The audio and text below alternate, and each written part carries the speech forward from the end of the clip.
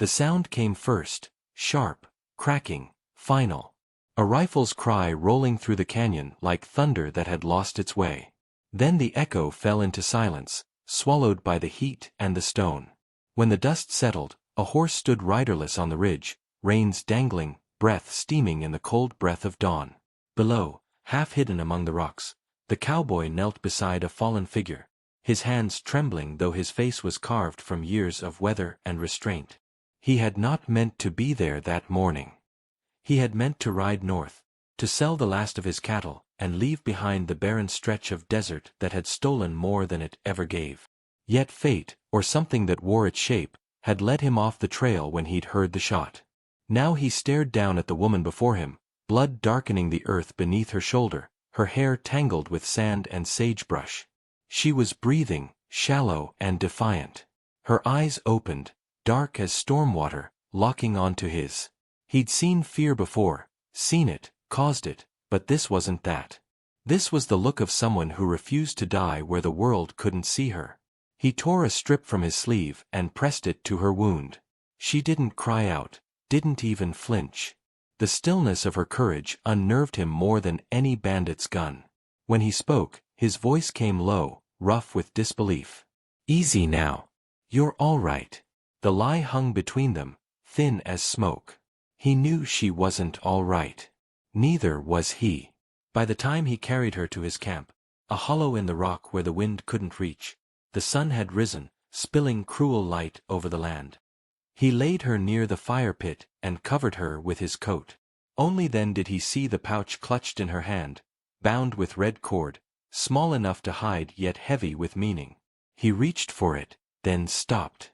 Some things were sacred, and even a desperate man could feel the line he shouldn't cross. Hours passed. The air grew hot, humming with insects. She stirred only once, whispering words in a tongue he didn't know, voice thin as wind over water. He sat nearby, watching the horizon, waiting for trouble. Waiting had always been his gift. When she woke, the sky had turned the color of rust. Her gaze found him again, sharper now. "You shouldn't have stayed," she said softly, each word measured, almost reluctant. He didn't answer. There was no reason to. He'd been running from loneliness for so long it had become his shadow. And here, suddenly, was someone whose silence felt heavier than his own. Night came quick. He lit the fire and cooked what little he had, a scrap of jerky, a tin of beans. She refused food but accepted water, her fingers grazing his as she took the cup. Her touch was cool, steady. For a heartbeat, he forgot the emptiness of all his years. They didn't speak again until the stars arrived. He told her his name without meaning to, told her he'd once had a brother who died in a storm.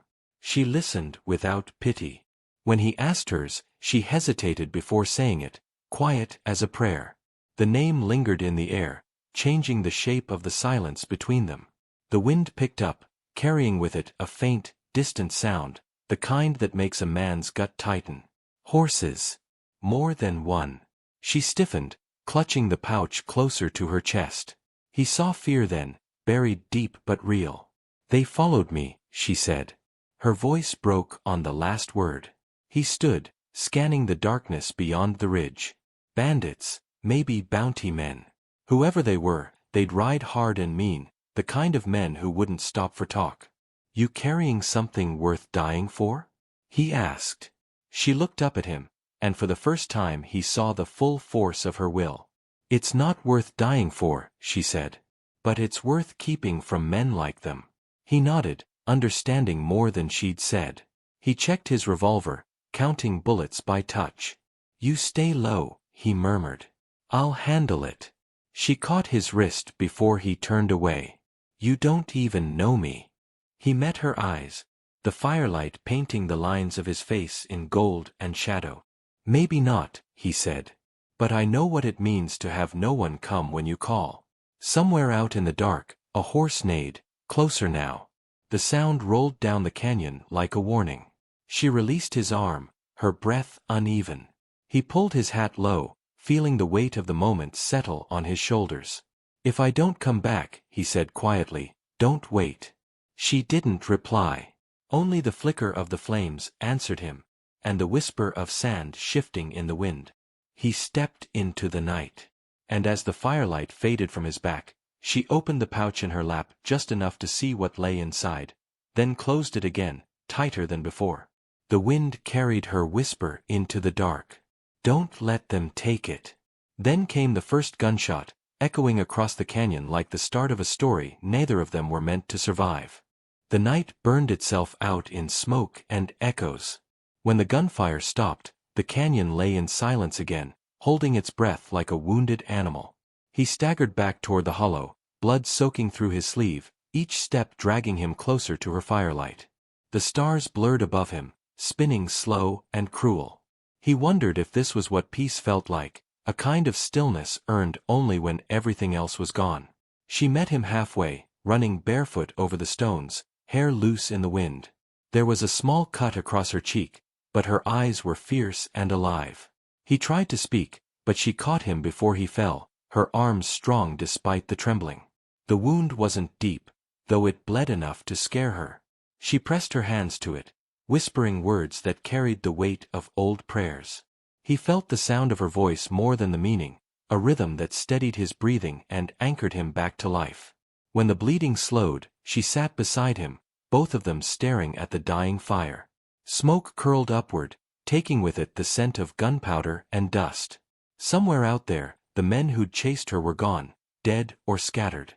The desert had taken care of its own. "You should have left me," she said finally. Her tone wasn't cold, only tired, like someone admitting a truth they never wanted to say aloud. He smiled without joy. "I tried to once. Didn't take." For a long time neither spoke. The fire crackled, throwing small bursts of light that painted her face in gold and shadow. He saw the line of her jaw tighten as she turned the small pouch over in her hands. When she opened it, something glimmered faintly inside, a fragment of carved stone, half broken, painted with a fading pattern. "It's what they came for," she said. "Not because it's worth anything. Because it reminds them what they took." He watched her close it again, fingers shaking now. "That's not a burden you ought to carry alone," he said softly. Her eyes lifted to his, and for a moment the years between them vanished. "You think everything lonely needs saving," she murmured. "Maybe I do," he said. She studied him for a while before answering. "You're not the first man to think you could save me." He didn't flinch. "Maybe not," he said.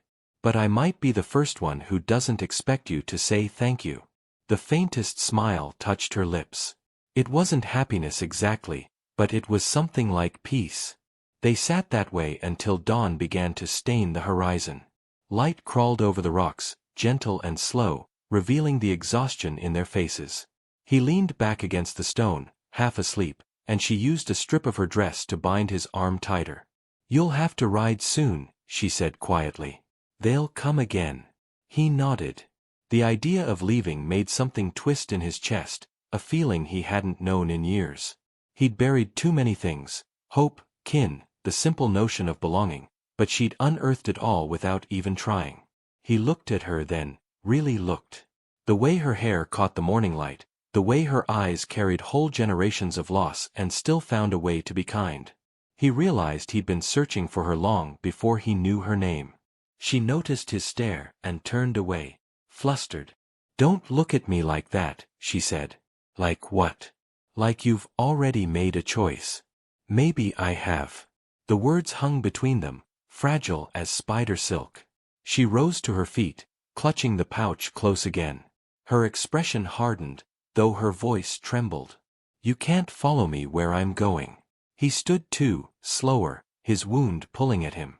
"Maybe not. But you can't pretend you're meant to be alone forever." Her gaze softened at that, the strength in it cracking just enough for him to see the fear beneath. "You don't understand," she whispered. "Every man who's stood beside me ends up buried by what follows." "Then maybe I'll die standing," he said, quiet but certain. The desert wind shifted, carrying their words away. For a moment it felt like the world itself was listening. She stepped closer, close enough that he could feel her breath. The distance between them was a question neither dared to answer. You don't know what you're asking, she said. I'm not asking, he replied. I'm saying it plain. I never wanted a wife until I met you. Her eyes filled with something he couldn't name. Grief, maybe hope, maybe both. She reached up, touching his face with her blood-stained fingers. You shouldn't have said that, she whispered. But he had. And in saying it, something in the air shifted, fragile but unstoppable, like a storm building far beyond the ridge. She turned away before he could speak again, walking toward the canyon's edge. The rising sun caught her hair, setting it aflame. He watched her go until she was nothing but a silhouette against the light. Then, from somewhere deep within the valley, a single gunshot cracked the morning open.